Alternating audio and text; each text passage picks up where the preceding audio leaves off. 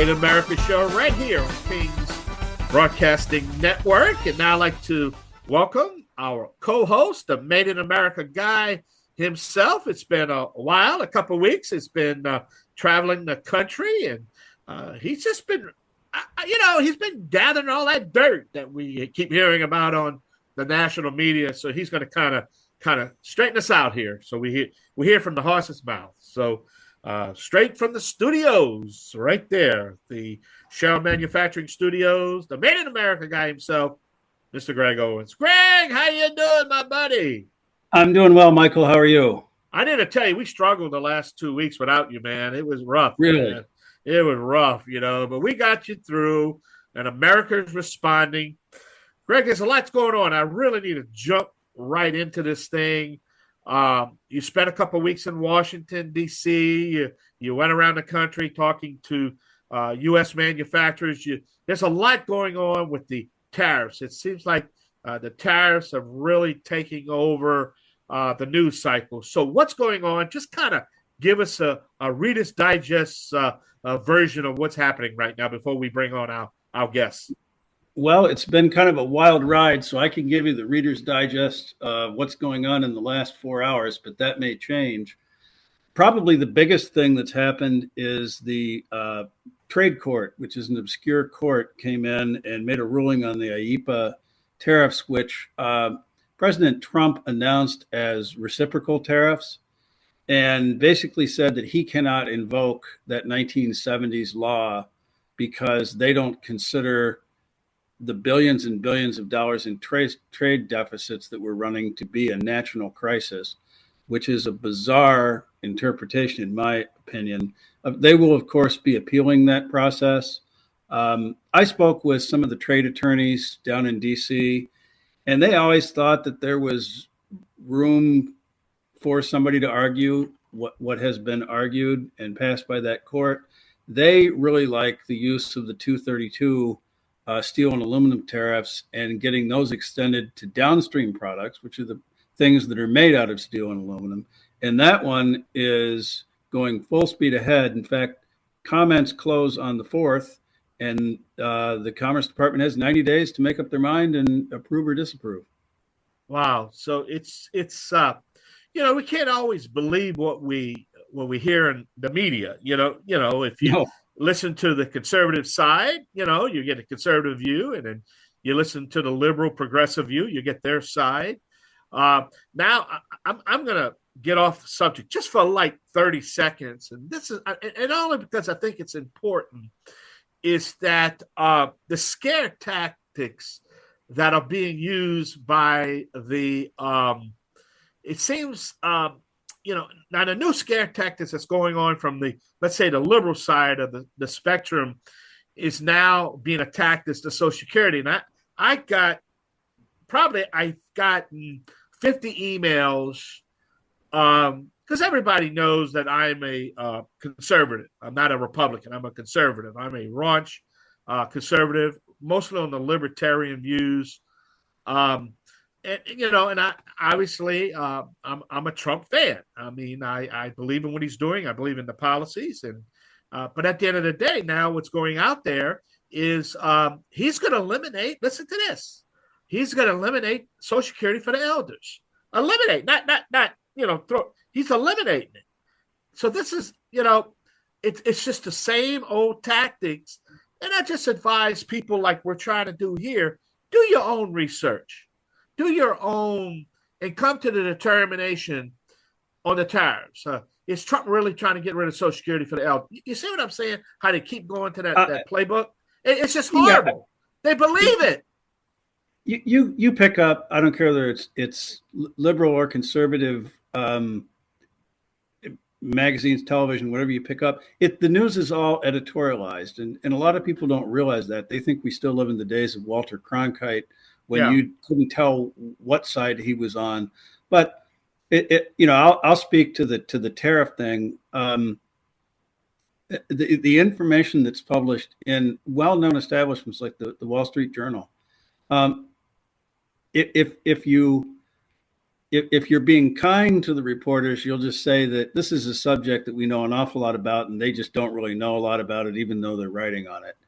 In other circumstances, you look at it, and some of those reporters know perfectly well that they're giving a lopsided version of reality, Yeah. and they're just hit pieces on tariffs.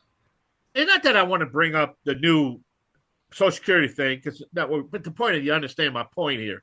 It's a lie.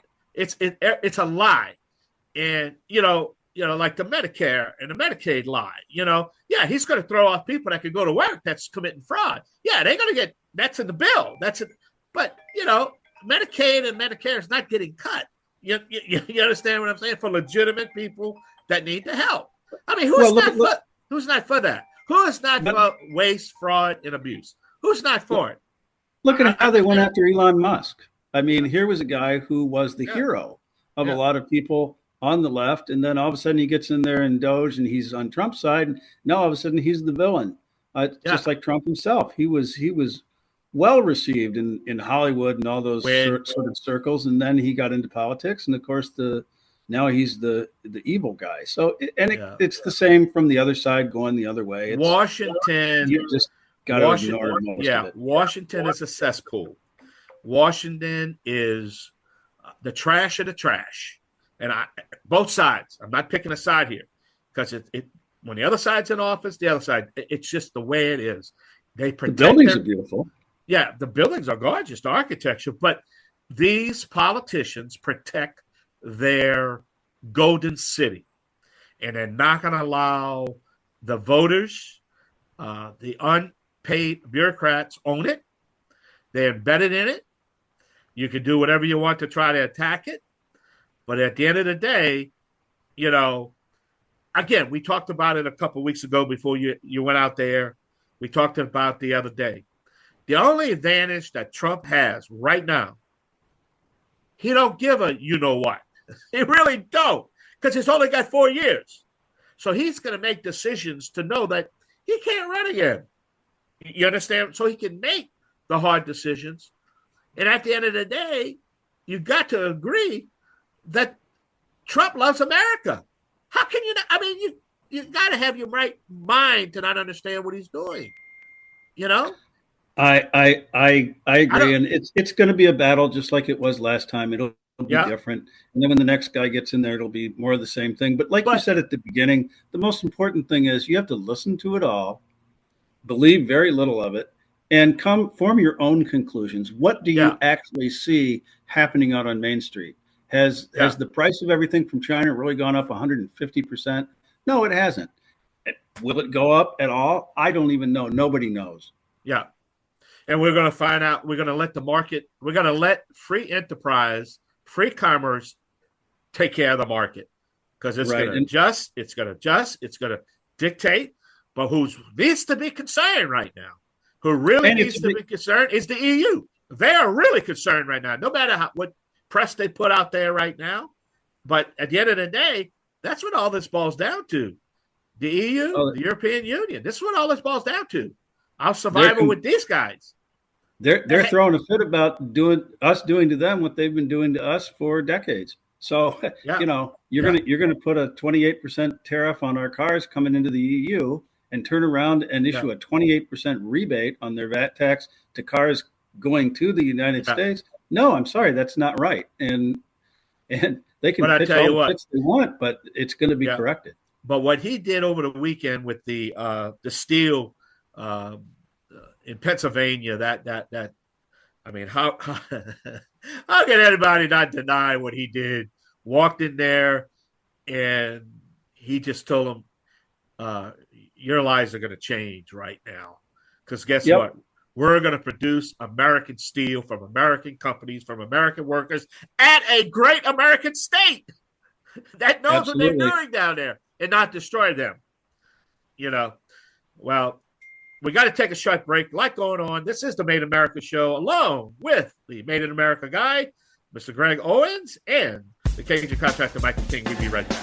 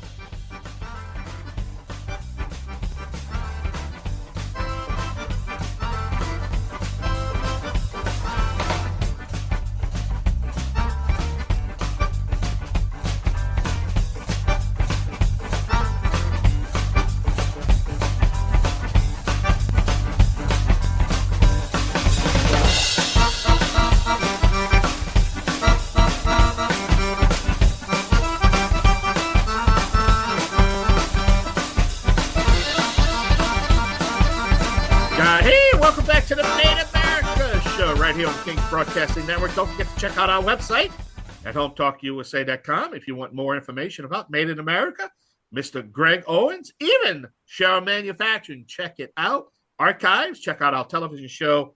Everything is sitting there. But Made in America guy, we miss you. Greg, who's our first guest? Our first guest today is, and our only guest today, I guess, is Roger Simmermaker. He's an author, and he recently retired.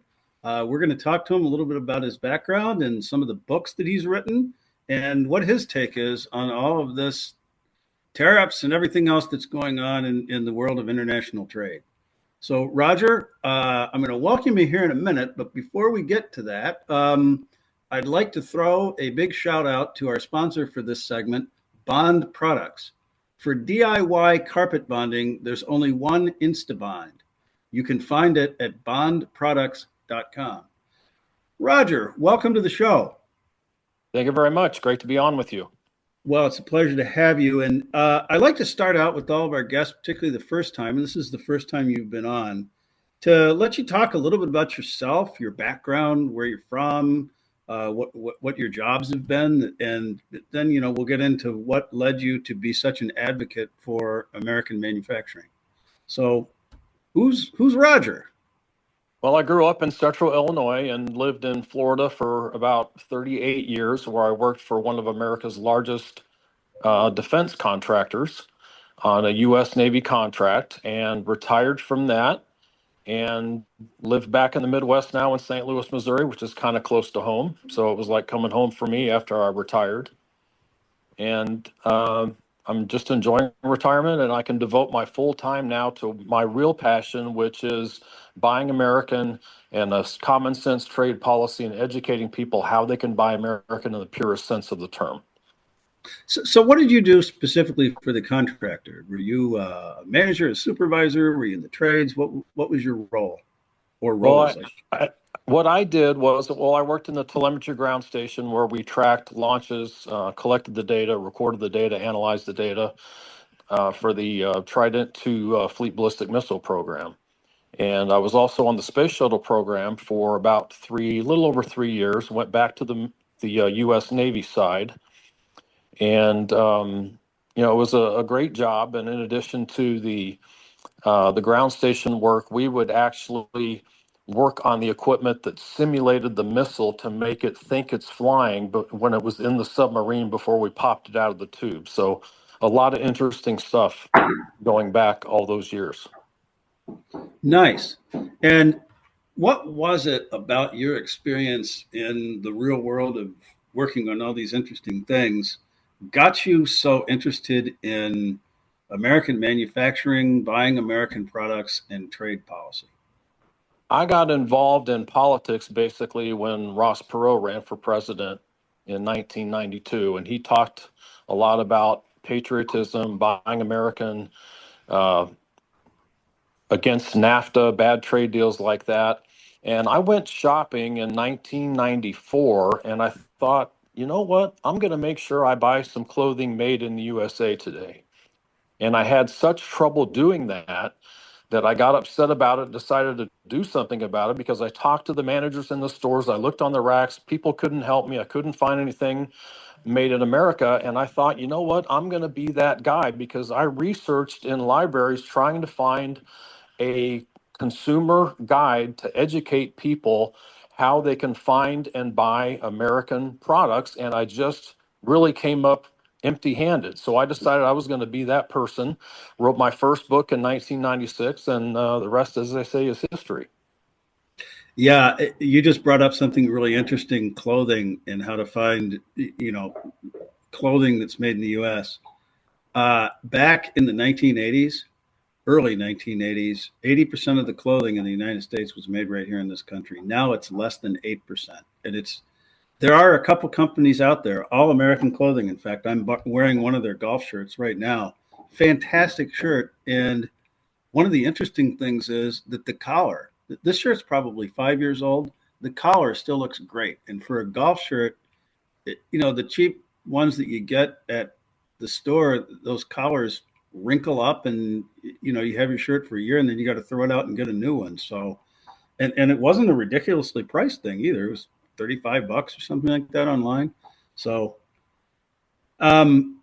we've done some work at CPA on country of origin labeling for the internet, which is one of the things that would be very helpful in facilitating Americans who are looking for American-made products to know where they're actually made.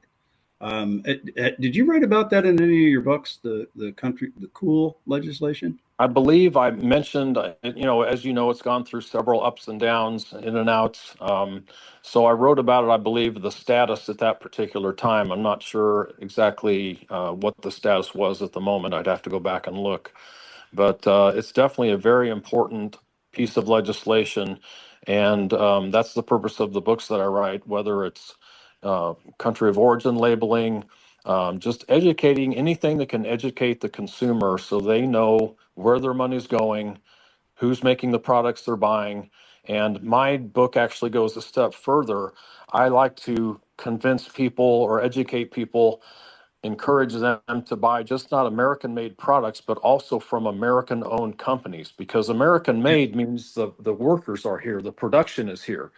But it's only, it's less than 10% manufacturing workers right now in the United States. So that leaves over 90% of the jobs left over. So you have engineering, advertising, development, research and development, design, administration. If it's an American owned company, those jobs are more likely to be here. So it's not just the 8 or 9 or 10% manufacturing jobs in the United States we need to advocate for. It's all American jobs. And the best way to do that is buy an American-made product from an American-owned company. Well, I couldn't agree more. In that country of origin labeling, ups and downs, it's been mostly downs. We actually had it. I say we bunch of people advocating for it in the omnibus spending bill two Congresses ago, and it got thrown out when they changed that bill to Build Back Better, which really didn't have anything to do with manufacturing. Truly unfortunate. We really thought we had that one over the finish line, but hopefully this Congress, it will be reintroduced. And when people are shopping online, just like they do in the store, it's required by law that you put country of origin on the package. They'll be able to see it online. Well, we got to take a short break here, Roger, but when we come back, we'll get into your books. This is Greg Owens. This is the Made in America Hour on Home Talk USA on the King Broadcasting Network. We will be right back.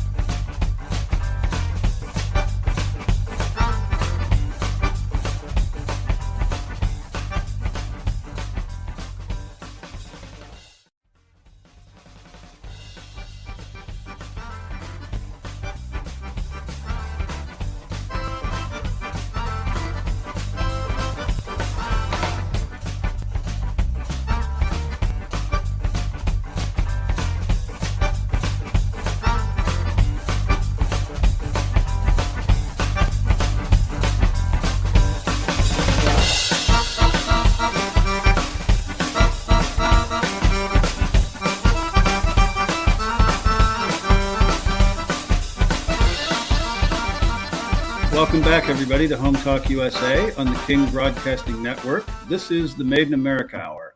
I'm your host, Greg Owens, here with Roger Simmermaker. We're going to talk about his books here in a minute. But before we do that, I wanted to give a big shout out to our sponsor for this segment, Aztec Washer. Revolutionary and innovative roofing products since 1968. Their motto is seal it right, seal it tight. You can find them at aztecwasher.com.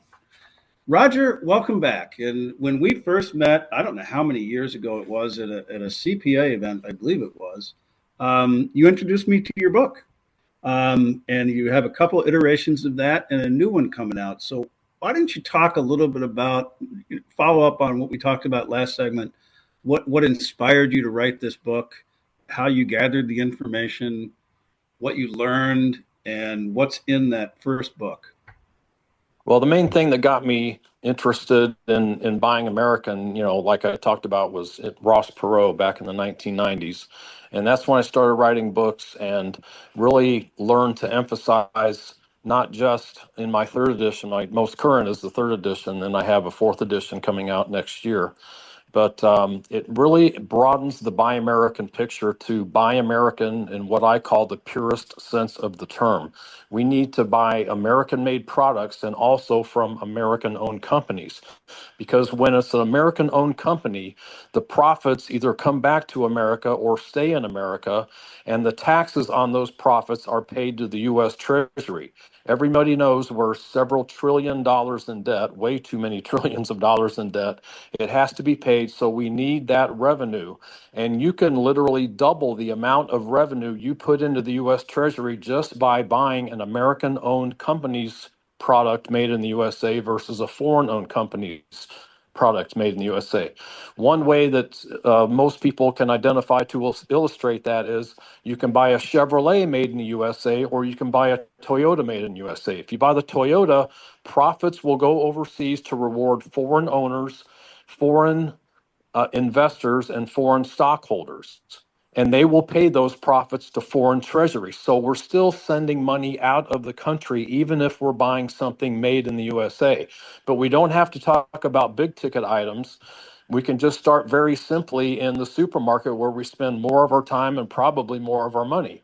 For instance, you can buy either Lysol detergent or Lysol disinfectant or Clorox disinfectant.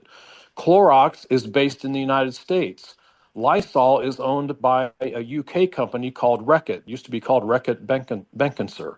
Now it's just Reckitt. They're both made in America, but the Clorox is American owned, so the profits will stay here and we'll pay taxes on those profits to the US Treasury. That's the important thing. Another example is Irish Spring is American owned and American made. Dial is owned by a German company. Jergens is owned by a Japanese company. All of those products are made in the USA, but the difference is the ownership, where the profits go, where the taxes are paid, and which national economy ultimately benefits. Yeah, taxes are an important aspect of international trade, as you're pointing out, and it goes even further beyond what you're talking about. Like here in our hometown of Charlotte, New York, when Oneida Limited owned our factory, it was valued in the many, many millions of dollars. And when we took over, of course, the value went down because we were a small fraction of their size and weren't operating a facility with 2,300 employees. What happened as a result of that is the basis that the taxes for the school and for the community were calculated on was decimated. It went down by 35% or 35 times, I should say. So how does the municipality afford to pay to send the kids to school? They have to turn around and raise the taxes on the residents. How do they afford to fix the roads? They have to turn around. So the implications of sending all of our jobs overseas and closing factories down go far beyond assembly line workers who are going to lose their job. It's also engineers, it's mechanics, it's the trades, it's cost accountants, and it's municipalities scrambling to figure out how they're going to pay the bills. Absolutely. And we have to remember that American workers are the only workers who pay taxes to America. Workers in China, Bangladesh, name your foreign country, they don't pay a dime towards Social Security, towards national defense, towards our military, our infrastructure, all these important things that we the people demand from the use of our tax dollars. It's not being paid because we're employing workers in foreign countries who don't pay taxes to America. So it's really kind of an unfunded mandate. We're saying we want to buy something more cheaply overseas and save some money, but we're buying it from someone who's not paying taxes to fund the benefits that we expect. I'm sure a lot of people hope and expect that Social Security is going to be there. Medicare is going to be funded. Whatever your issue is, we have to have revenue, and the best way to get that revenue is buying an American-made product from an American-owned company. Well, and look at President Trump and his argument with the EU. We were talking a little bit about this in the first segment with Michael, but you manufacture a car in the EU, you have to pay their 28% VAT tax.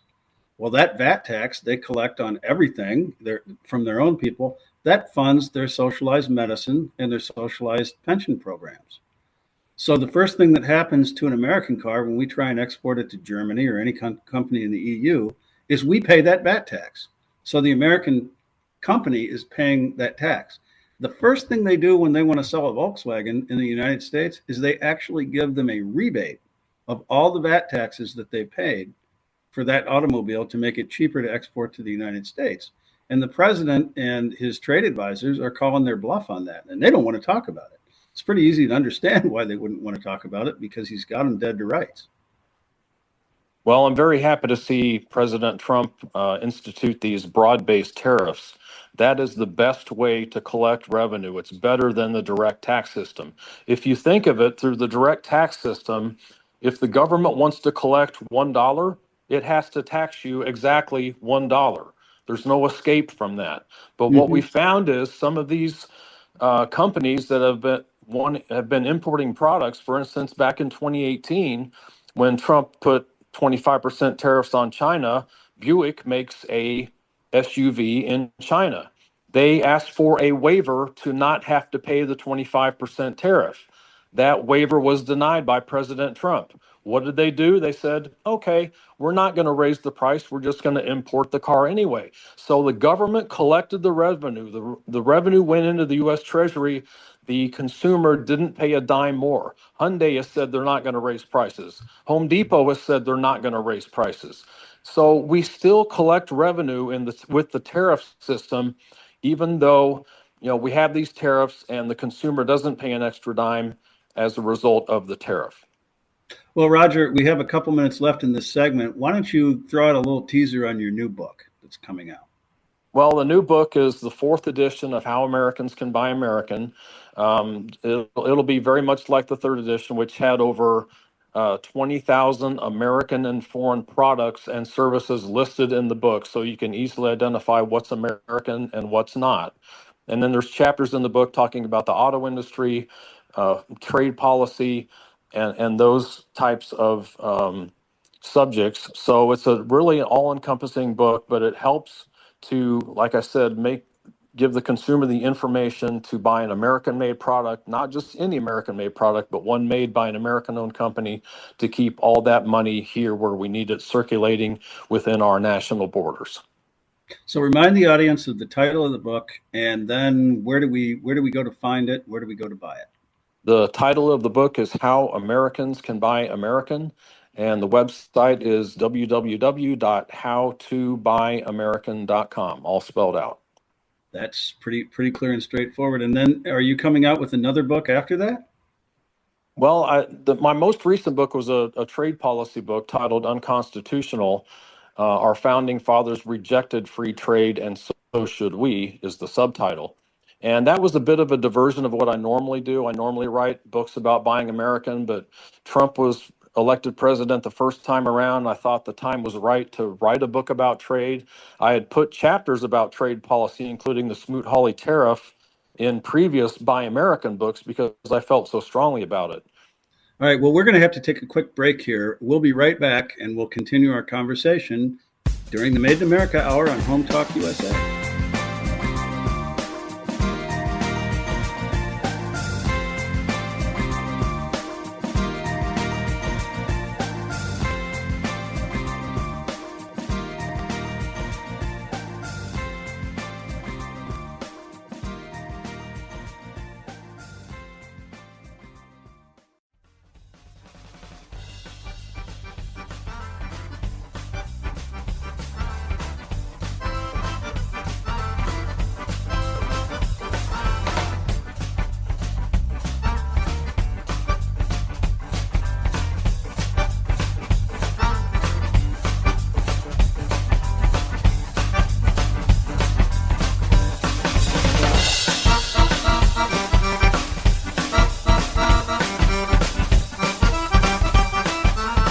Welcome back, everybody. This is Home Talk USA on the King Broadcasting Network. This is the Made in America Hour, and I'm your host, Greg Owens, here with Roger Simmermaker. Before we get back with Roger, I'd like to give a shout out to Lion Energy, who's sponsoring this segment of the show. You can go anywhere with portable power solar generators. You can find them at lionenergy.com. Well, Roger, welcome back. And when we left off, we were talking a little bit about your books and what they go through. And I wanted to segment and get your thoughts. We spent some time together down in D.C. a couple of weeks ago at the Coalition for a Prosperous America conference. We heard from Jameson, oh boy, senior moment, our U.S. Trade Representative, and a couple of other government officials, people from the Office of Management and Budget, about what's going on with tariffs and trade and all that. So what was your big takeaway from the conference, and what are you really focused on right now in terms of the realignment of international trade? It's really hard to take away and really highlight any one particular thing at the conference. There was so much information, and it was all such good information. And of course, the U.S. Trade Representative being there was great. Rick Scott from Florida, where I used to live in Florida, so he used to be my senator.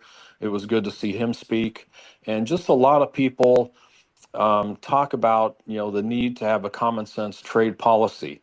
And what I talk about in my book, Unconstitutional, is how free trade really is unconstitutional because no founding national document, including the Constitution, Declaration of Independence, mentions free trade or free markets in any sense of those terms. And I don't think the founders included or advocated for free trade because it was simply never intended. So it really is unconstitutional because our Constitution says we are to regulate commerce with foreign nations. And it mentions duties, which is just, as you know, another word for tariffs. So tariffs are in the Constitution, free trade isn't, and we need to get back to those founding national virtues and values like self-reliance, independence, and self-sufficiency. Well, what a lot of people don't know, and we've talked about it several times on this program, is that the entire federal government was funded through the collection of tariffs up until about World War II, when income taxes came into play. People didn't pay income taxes for the first 100 or so years of our country, and there was a desire among those running the country for hundreds of years to support American manufacturing because it is a huge factor in national security. One of the reasons that President Trump and others in our government are now sort of waking up, they've realized how much we've lost in terms of our industrial capacity to be a free and sovereign nation because we've given up so much manufacturing. There are ball bearings. We can't even make a toaster in the United States anymore. So Right. this is a national security crisis, and it's sort of why I disagree with the trade court ruling. Is I don't think they understand or they took into consideration the drop off in steel manufacturing. Why is President Trump so keen on getting steel back and being produced? We used to, in the 1950s, the United States dominated the world steel industry. Now we're a small fraction. It's crazy how we've given all that up. It certainly is, and we have to realize we have a declaration of independence. We don't have a declaration of interdependence, and that's what Right. free trade and globalism has resulted in. It's resulted in interdependence, and so we have to be able to pay for the things that we, the people, have demanded from this country. Tariffs are the best way to collect revenue. I'm glad President Trump is so focused on putting necessary tariffs where they belong in the particular countries that have violated our trade agreements, especially China. And, we need to bring those jobs back home and bring that revenue back home. We can use it for a lot of things, whether it's tax cuts in certain areas to help farmers or other people affected by the tariffs, or we could pay down the national debt. But having revenue is a great thing, and we haven't had that as a result of tariffs for a long, long time, like you mentioned way back when in the 1940s. Well, and I think that people look at the first 120 or so days of the Trump presidency, and he has really been the disruptor in chief. If you look at what's going on in trade right now, every day something seems to change.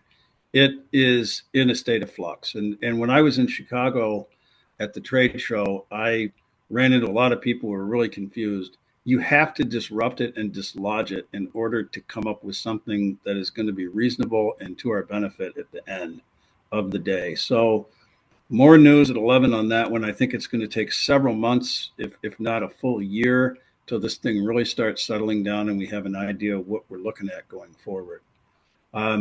Any final thoughts? We've got a minute or so left. Well, I just want to say that a lot of people seem to be having their hair on fire moments with these tariffs. And it's almost like they want to go back to the days of the NAFTAs in the 1990s. We lost 845,000 jobs as a result of NAFTA just up until 2014, and that's from US public citizen. We lost 3.7 million jobs as a result of China going into the WTO from 2001 to 2018.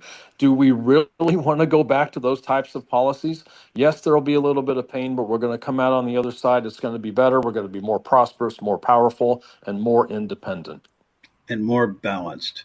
And I think that's what we're all looking for at the end of the day, is something that's more fair, because the biggest lie of it all is free trade. There is no such thing as free trade.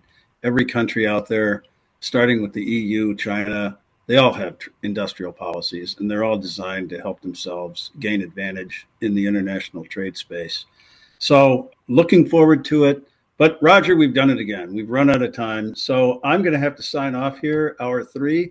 This is Home Talk USA on the King Broadcasting Network. Thank you for joining me, Roger. This is the Made in America Hour. We will be back next week with another exciting program.